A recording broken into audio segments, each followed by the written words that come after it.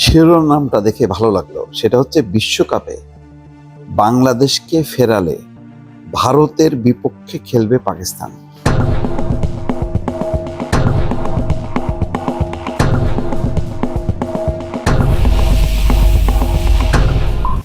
এখন পাকিস্তান এমন এক সিদ্ধান্ত নিছে যে গ্রুপ ম্যাচের প্রথম পর্বে ভারতের সঙ্গে খেলবে না, অন্য অন্য দলের সঙ্গে খেলবে।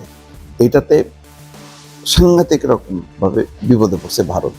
কারণ ভারত পাকিস্তান ম্যাচ না খেললে স্পন্সররা টাকা দেবে না। এই স্পন্সরদের কাছে মূল ব্যবসাটা হচ্ছে ভারত পাকিস্তানের ম্যাচ।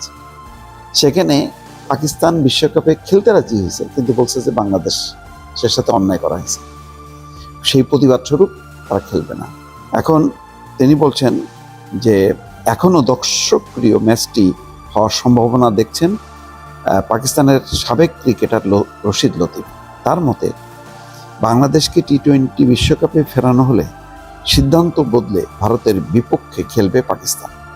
পাকিস্তানের সংবাদ মাধ্যম জিও নিউজকে রশিদ বলেছেন, বিশ্বকাপে পাকিস্তান ভারতের বিপক্ষে ম্যাচ খেলবে যদি বাংলাদেশকে ফেরানো হয় এবং পাকিস্তানকে সম্মান দেওয়া হয়। নিরাপত্তার ঝুঁকির কারণে ভারতে গিয়ে টি-20 বিশ্বকাপ ম্যাচ খেলতে রাজি হয়নি বাংলাদেশ।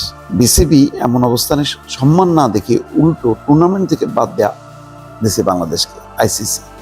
বিষয়টা ভালোভাবে নেয়নি পাকিস্তান। পাকিস্তান বর্জন করেনি। প্রথমে তাদের সিদ্ধান্ত ছিল যে বর্জন করবে, কিন্তু বর্জন না করে এমন একটা পেজগি মারছে যে ভারতের সাথে খেলবে না। কেন? ওই ভারত এর আগে কিন্তু পেহেলগাম ইস্যুতে বেয়াদবি করছে, পাকিস্তানের খেলোয়াড়দের সঙ্গে হাত মিলায়নি। এখন বলছে যে তাদের সাথে খেলবই না।